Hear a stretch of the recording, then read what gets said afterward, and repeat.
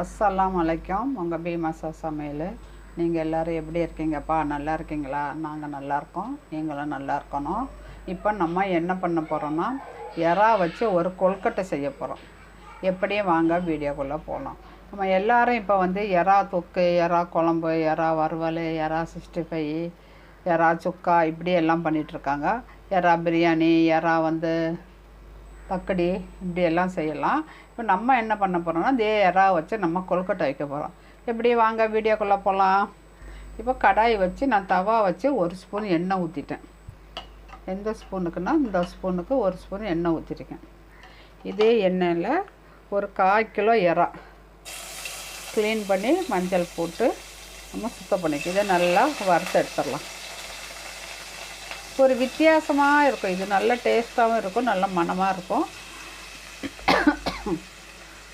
பாருங்க, இப்படி தண்ணி ஊறும். இந்த தண்ணி ஃபுல்லாக வற்றணும், நல்லா வற்றி சுண்டை எடுக்கணும். இது போட்டு வரும். நீங்கள் சோம்புத்தூள் இல்லை இப்படி முழுசாக போட்டுக்கலாம். இல்லைடா சோம்புத்தூள் உங்கள் வீட்டில் இருந்ததுன்னா நீங்கள் சோம்புத்தூளே போட்டுக்கலாம்.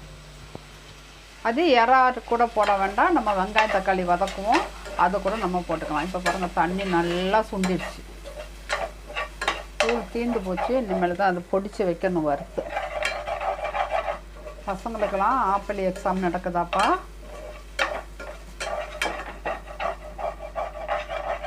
என் சேனலுக்கு சப்ஸ்கிரைப் பண்ணுங்கள், லைக் பண்ணுங்கள், ஷேர் பண்ணுங்கள், கமெண்ட் பண்ணுங்கள். பாருங்கள், இப்போ இதை நல்லா வறுத்துட்டோம். இதை ஒரு கிண்ணத்தில் எடுத்துடலாம்.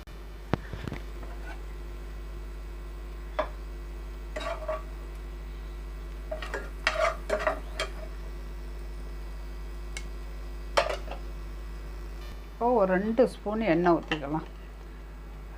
அதே சட்டியில் பக்கமாக வெங்காயம் நிறைய இருக்குது. இப்போ ஒரு 3 ஸ்பூன், நீங்கள் 2 ஸ்பூன் ஊற்றி கொடுங்க. ஒரு 2 கிராம்பு,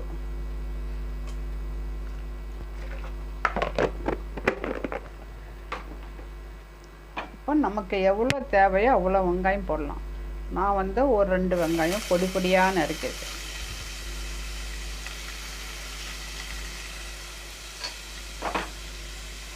இது கூட ஒரு 1/4 ஸ்பூன் உப்பு. இப்போ இதை வதக்கலாம்.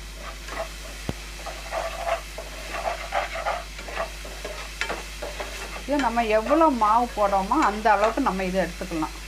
நான் இப்போ இந்த கிண்ணத்துக்கு 1 கிண்ணம் மாவு, இந்த 1 கிண்ணம் மாவு எவ்வளோ இருக்குன்னா 1/4 கிலோ இருக்கும். 1/4 கிலோ எறா. இன்னும் வெங்காயம் கம்மியாக இருக்க மாதிரி இருக்குது, இன்னும் கொஞ்சம் போட்டுக்கலாம். நான் 3 வெங்காயம் வெட்டி வச்சேன். நம்ம வெங்காயம்லாம் நிறைய போட்டால் நல்லா டேஸ்ட்டாக இருக்கும். வெங்காயம், தேங்காய் எல்லாமே நம்ம போட்டோன்னா நல்லா டேஸ்ட்டாக இருக்கும். தக்காளி கம்மியாக போட்டுக்கணும். இப்போ 2 வெங்காயம் போட்டிங்கன்னா 1 தக்காளி, அப்புறம் 2 பச்சை மிளகா போடுறேன், பொடி பொடியாக நறுக்கி வச்சுட்டு. நீங்கள் பசங்களுக்கு கொடுக்குறதுனால, பசங்க இருந்தாங்கன்னா பச்சை மிளகா அரைச்சி போட்டுருங்க. மிக்சியில் ஒரு சுற்றி போட்டுருங்க. சாப்பரில் கூட போட்டுடலாம். இது சாப்பரில் போட்டனால தான் இப்படி மெல்லிசாக பொடியாக இருக்குது.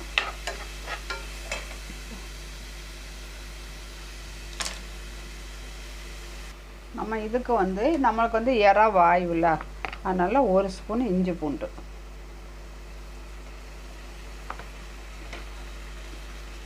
இதே இஞ்சி பூண்டு பச்சை வாசனை போக வர நம்ம வதக்கணும். பச்சை வாசனை போயிடுச்சு. இப்போ தக்காளி, 2 வெங்காயத்துக்கு 1 தக்காளி. இது கூட நம்ம மல்லித்தலை போட்டுடலாம், ஒரு கை அளவு.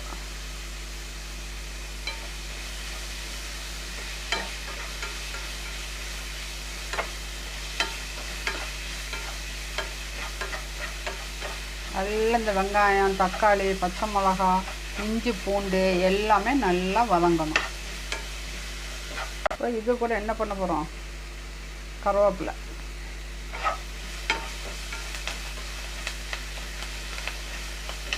இது போட்டு நல்லா வதக்கிட்டு ஒரு அரை முறி தேங்காய்,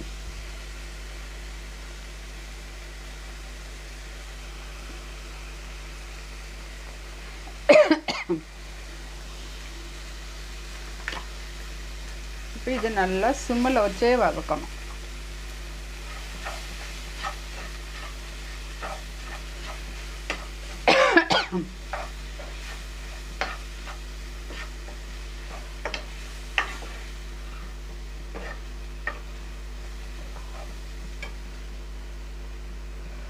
லைட்டாக மஞ்சத்தூள், சில்லி பேஸ்ட் இருந்ததுன்னா போட்டுக்கிடுங்க.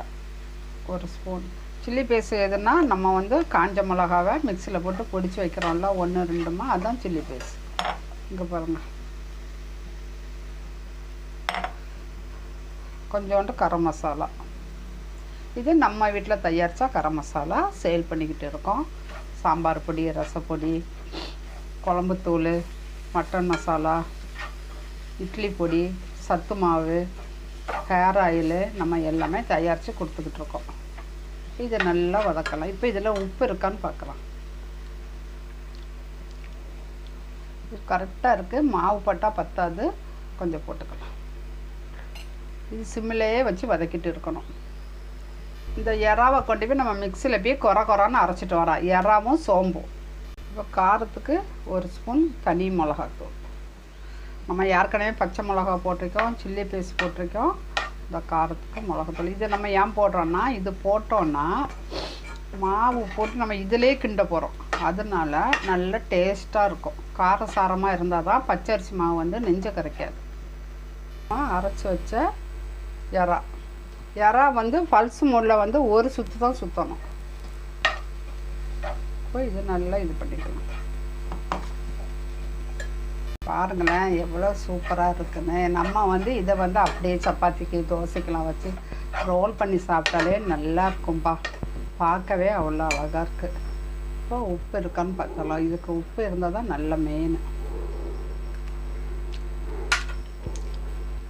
கரெக்டாக இருக்கு.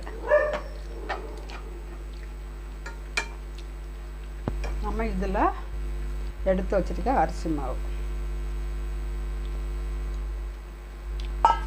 பாருங்க அப்படியே கொட்டிச்சு. இது வந்து வறுத்த மாவு. இதிலே போட்டு நல்லா கிளறலாம். அடுப்பை ஆஃப் பண்ணிடலாம். இப்போ இது நம்ம என்ன பண்ண போகிறோம்னா, இதுக்கு மேலே கொஞ்சம் கொஞ்சம் தண்ணி, பச்சை தண்ணி தான், சுடு தண்ணி இல்லை, ஊற்றி கிளறலாம்.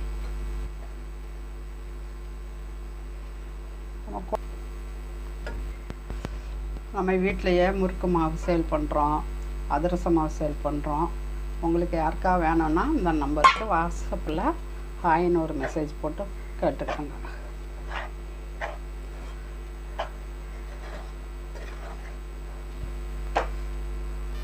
பட்டில் எடுத்து போட்டு நம்ம நல்லா பிசைஞ்சிடலாம்.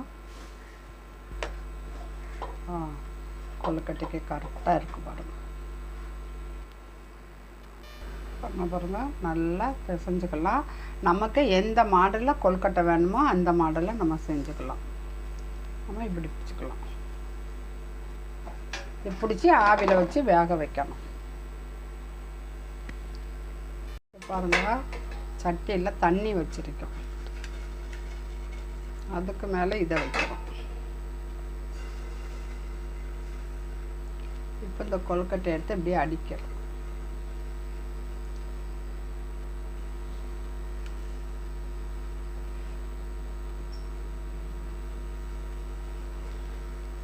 பாருங்க இப்போமே ஆவி வந்துடுச்சு. இப்போ நம்ம மூடி வச்சிடலாம். ஒரு 10 நிமிஷம் வெந்தால் போதுங்க, மூடி வச்சிடலாம். பாருங்க நல்லா வெந்துருச்சு. செம வாசனைங்க, செம ஓ சாஃப்டாக இருக்குது. நம்ம ஒன்று எடுத்து வெந்துருச்சான்னு பார்க்கலாம்.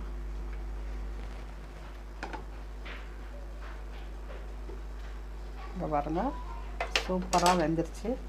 நீங்களும் இதே நல்லா சாஃப்டாக இருக்குது.